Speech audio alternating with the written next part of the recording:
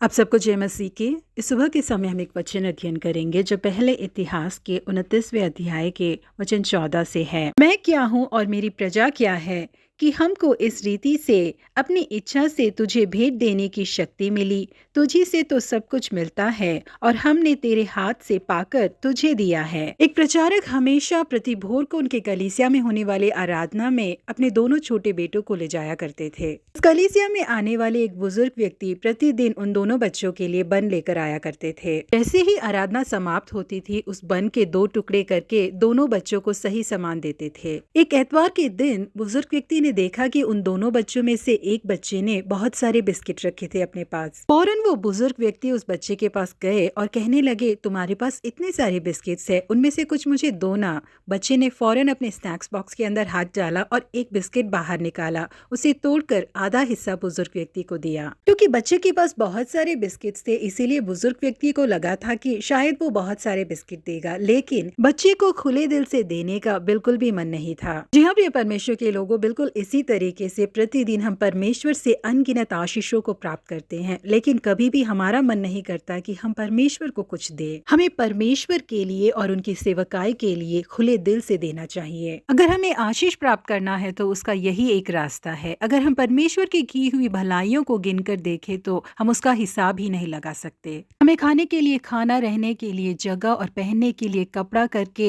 हमारी सारी जरूरत की चीजों को वो बिना कमी के पूरा करते हैं। जब हम इस दुनिया में आए थे हमारे पास कुछ भी नहीं था। हमारे पति, पत्नी, बच्चे, जो भी संपत्ति हमारे पास है, सब कुछ हमें परमेश्वर की ओर से मिला है। हमें इन सारी चीजों की सराहना करनी चाहिए और जो परमेश्वर का है उसे परमेश्वर को देने से हमें हिचकिचाना या सोचना नहीं चाहिए। जब हम परमेश्वर की सेवकाई के लिए और बेसहारा लोगों की मदद के लिए खुले दिल से देते हैं तो परमेश्वर हमें बहुतायता से आशीषित करते हैं। वो दबा दबा कर और हिला हिला कर सही नाप से नाप कर हमें वापस लौटाते हैं। भेड़ों को चराने वाले दाऊद को परमेश्वर ने समस्त इस्राएल के ऊपर राजा नियुक्त किया। दाऊद को दिन प्रतिदिन परमेश्वर ने उन्नति प्राप्त कराई, क्योंकि दाऊद के सोचने और प्रार्थना करने से बढ़कर परमेश्वर ने उसे आशीषित किया। इसीलिए परमेश्वर के भवन के कार्य के लिए दाऊद ने बेहिसाब दान दिया। दाऊद ने सोना, चांदी, पीतल, लोहा, लकड़ी, सुलेमानी पत्थर, जड़ने के लिए योग्य मणि और भिन्न भिन्न रंगों के नाग और सब भांति के